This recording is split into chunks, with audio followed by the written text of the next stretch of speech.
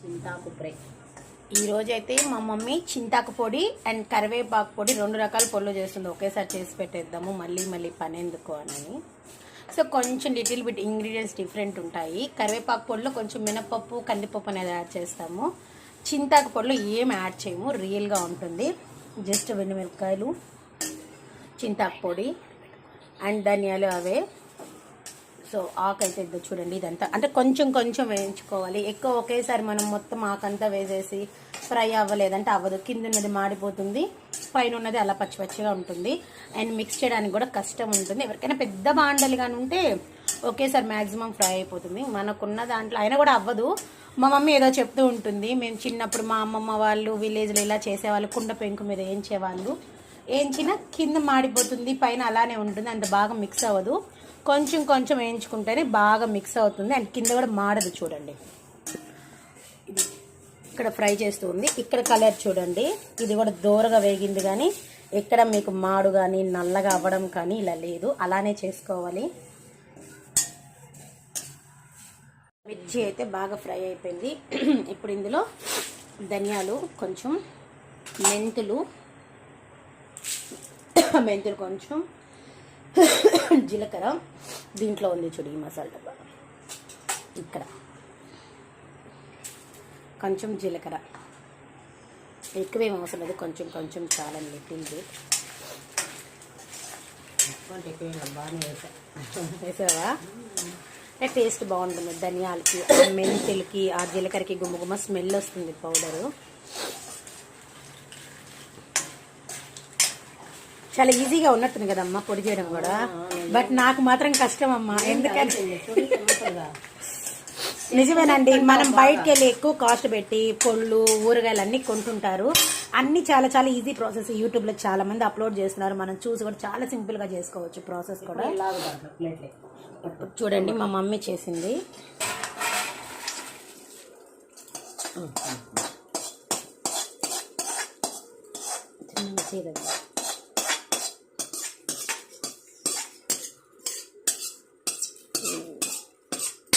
అక్కడక్కడే లాగుతున్నావు, లాగట్లా స్లో పెట్టి ఎందుకు సైడ్కి ఇలా పెట్టేసావు గంటి చాలి చక్కగా పెట్టా, లాగితే ఈజీగా వచ్చాయి.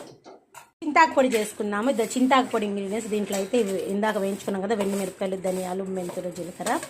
ఫస్ట్ ఇవి వేసేసాము. ఇప్పుడు మొత్తం వేసేస్తాయి ఇక్కడ. నెక్స్ట్ ఇది కూడా వేసేస్తావా? ఎందుకంటే చింతాకు పొడి కాబట్టి ఇదేమి లేదు. అది కరివేపాకు పొడి కాస్త ఎక్కువ ఉంటుంది, ఆకులు పెద్ద పెద్ద ఉంటాయి కాబట్టి పోదు అని అనుకుంటున్నా. పులుపా? అప్పుడు కొంచెం ఆకే వేయి మమ్మీ, సరిపడే అంత. మళ్ళీ ఇంకొకసారి వేయించుకుందాం. ఇప్పుడు ఇదేం వేస్ట్ అవ్వదని ఇది పక్కన పెట్టుకున్నాం అనుకోండి, ఇంకోసారి మిరపకాయలు వేయించుకొని అప్పుడు మళ్ళీ పొడి చేసుకోవచ్చు. అప్పుడు ఆకు ఫ్రై చేసే పని తగ్గుతుంది మనకి. చూడండి ఇప్పుడు అంత మెదగ చూడండి. ఇది క్రష్ చేయడానికి కుదరదు. చింతాకు ఏంటంటే మన ప్లాస్టిక్ లాగా ఒక కవర్ లాగా అయిపోయింది, అది అవ్వదు.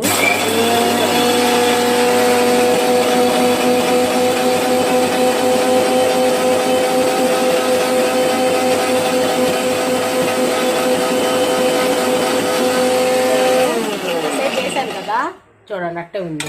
ఇది ఇంతే ఎట్లాగా ఉంటుంది, కాస్త కష్టపడాలి దీనికోసం.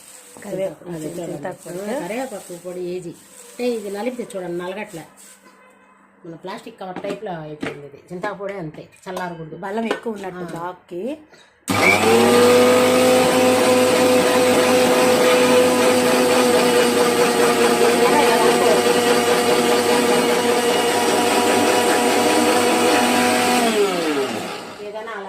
మిక్సీ చూడండి అలా అయిపోయిందా చింతాకు పొడి కూడా. కారం చూద్దాం, కొంచెం పట్టుపప్ప నీ చేతిలో వేస్తాను, కొంచెం చింతాకు వేద్దాం. వద్దు సరిపోతే చింతాకులు పులుపు ఎక్కువ ఉంటుంది కాబట్టి ఎక్కువ మిరపకాయ అది పడద్ది.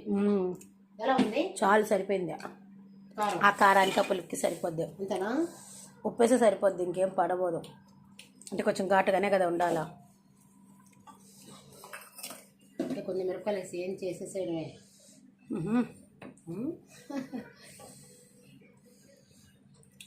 సర్లేదు, డబ్బాలు తీసి పెట్టుకుందాం, ఇంకోసారి చేసుకుందాం. సాల్ట్ వేస్తాను. ఇది చింతాపొడి అన్నంలోకి, ఇదేమి వాటిలో ఇట్లా తినకూడదు, పులపలగా బాగుండదు. ఇది ఒట్టి రైస్ లేకే కాబట్టి కొంచెం ఉప్పు కూడా ఎక్కువ వేసాను. తినవాళ్ళు తినొచ్చు టిఫిన్స్లోకి, ఎవరి టేస్ట్ వాళ్ళది, బట్ కాదని లేవు బాగుండదు మేమైతే. అంతేనా? రైస్ లేకే ఇది ఓకే టిఫిన్ చింతాకు పొడి రైస్ తింటే ఒకసారి ఎవరు ఇష్టపడరు పాపం. వద్దు ఇది ఎందుకు చేసావని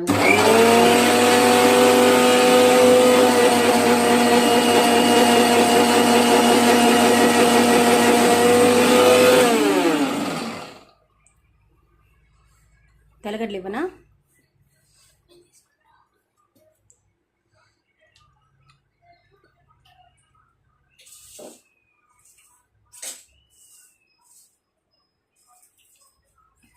దీంట్లో కొంచెం తెల్లగడ్డలు వేసింది, ఎక్కువ అవసరం లేదండి పొడిని బట్టి. చూడండి కారం అయితే సరిపోయింది కానీ ఉప్పు చాలా సరిపోలేదు. పుల్లగా ఉంది పొడి. కరివేపాకులో తక్కువ పడింది, దీంట్లో ఎక్కువ పడుతుంది చింతాకు.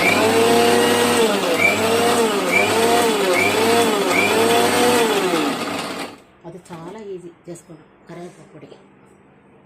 చింతాకుడు కొంచెం కష్టం, కొంచెం పుల్లగా అయినా కారం చాలకపోయినా కానీ ఏం తినలేరు, టేస్ట్గా ఉండదు. అప్పుడు సరిపోలేదని అనుకుంటే మనం మళ్ళీ ఎండుమిరపకాయలు ఫ్రై చేసుకొని సేమ్ ప్రాసెస్లో మళ్ళీ పొడి మిక్సీ చేసుకొని దీంట్లో కొంచెం పొడి మళ్ళీ గ్రైండర్ వేసుకుంటే అయిపోతుంది. మళ్ళీ సరిపోలేదు పుల్లగా అయిపోయింది కూడా అనుకోవద్దు. అడ్జస్ట్మెంట్స్ మన చేతిలోనే కదండి ఉంటాయి, ఏదైనా అడ్జస్ట్మెంట్ మొదటగా రావాలి. ఇంకొక 2 తెల్లగడ్డలు వేస్తున్నాను, సరిపోతుంది రాలాగి. తెల్లగడ్డ ఎక్కువ పడుతుంది అది చింతాకు కదా. ఓకే అగైన్ దీన్ని మళ్ళీ మిక్సీ చూసుకొని ఎలా అయిపోయిందో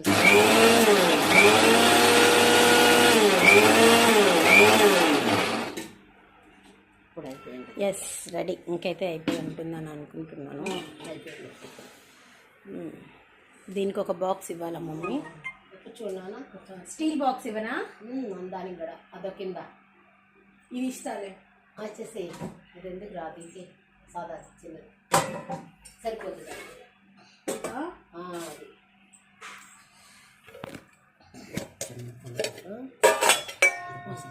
దీంట్లో తెల్లగడ్డ గుడిలో పిలిచి అంతా బాగా కలగల, దాంట్లో బాగా కలుపుకొని పెట్టేసింది. నలగల దొంగలు నలిగింది, నలిపేసా.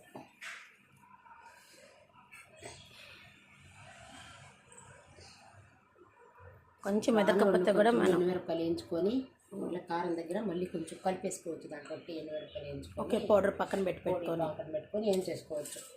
అదేలా కారం సాగుంది మనకు అనుకుంటే ఏం భయపడద్దు. తెలియని వాళ్ళకి కొలతలు తెలియదు. చింతాకు పొడి ఓల్డ్ రోళ్ళు అయితే ఇంత చింతాకు ఇంత మిరపకాయలు, ఇన్ని ఆముదాలు, ఇన్ని శనగపప్పులు అని కొలతలు ఉంటాయి వాళ్ళకి. 10 మంది 9 మంది ఉండేవాళ్ళు కూడా బాగా చేస్తారు. ఇప్పుడు మా అమ్మమ్మ వాళ్ళు కూడా ఎక్కువ పెద్ద కుటుంబం అది. వాళ్ళ పిల్లలు 4 కొడుకులు 4 కోడళ్ళు, మళ్ళీ వాళ్ళకి మనవాళ్ళు మనమరాలు, మళ్ళీ వాళ్ళకి 1 2 3 4 కూడా ఒక్కొక్కరికి. ఓకే చాలా పెద్దది. దానికి తగ్గట్టు ఆ రోజుకి ఆ రోజు సరిపోద్ది. బాగా పెద్ద రోట్లో దంచేవాళ్ళు పొడి, సాయంకాలానికి అయిపోద్ది, తినేస్తారు. ఒక రోజు పొడే అంటే మళ్ళీ స్టాక్ పిల్లలు ఓ అని తినేస్తారు. అమ్మ దీనికి కూడా పెట్టేనా పెట్టేసి స్మెల్ పోకుండా. ఫైనల్ అవుట్పుట్ మన చింతాకు పొడి ఇది ఇలా వచ్చింది.